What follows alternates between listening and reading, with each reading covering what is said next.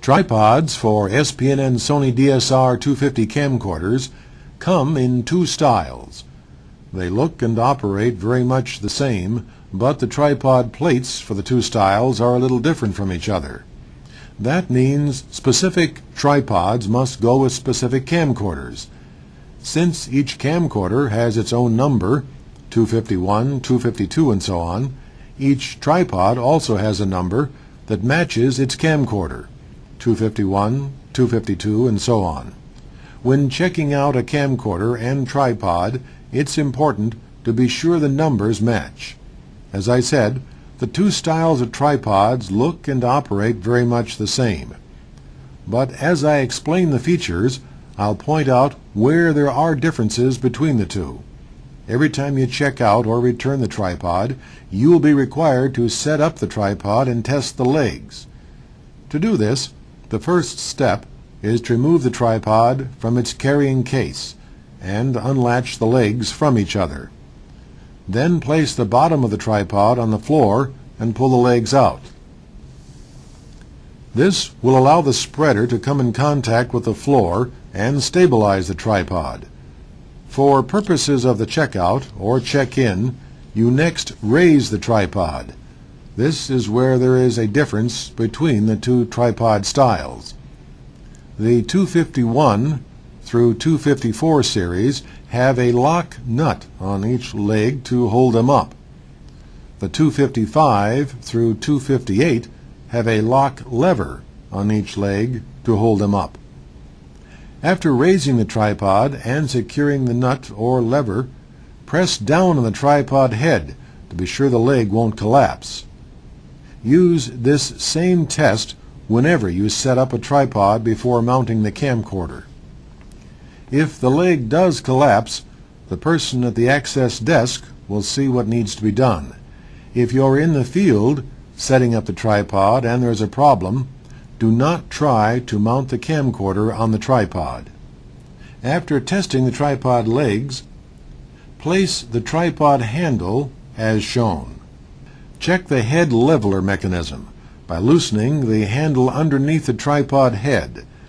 Then adjust the head so the level bubble is in the circle and tighten the handle.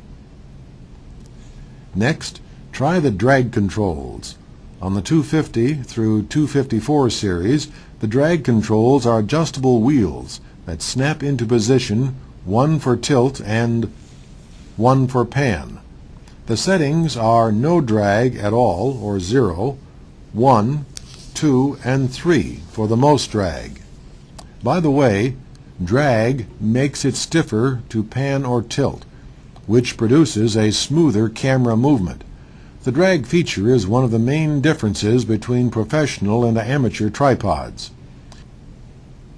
The Series 255 through 258 tripods have knobs that vary the drag intensity, one for tilt and one for pan.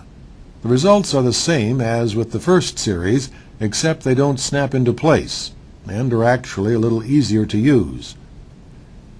This is the tilt lock lever on the tripod head. Always use it when you're not holding the tripod handle. This is the pan lock lever.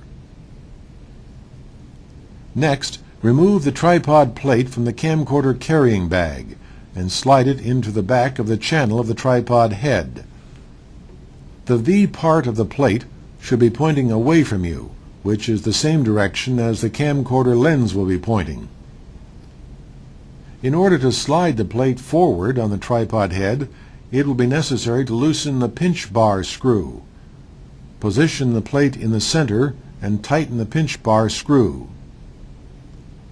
The procedure for removing the tripod plate is to loosen the pinch bar screw, press the red button as shown, and slide the plate out of the tripod head. The next part of this tech tip will show you how to mount the camcorder on the tripod. This is only done after the plate has been mounted as just demonstrated. Be sure the tilt and pan locks have been set and that the pinch bar has been tightened. Then you can pull the black lever on the tripod head. However, to do this, You will also have to pull the smaller red lever next to the black one at the same time. Use your thumb on the black lever and forefinger on the red one. This interlock mechanism will prevent you from accidentally hitting the black lever and releasing the camera from the tripod. This operation is called cocking the tripod plate. Once you have cocked the tripod plate, you can let the black lever return to its normal position. Should your first attempt to seat the camcorder not work, you will need to recock the tripod plate.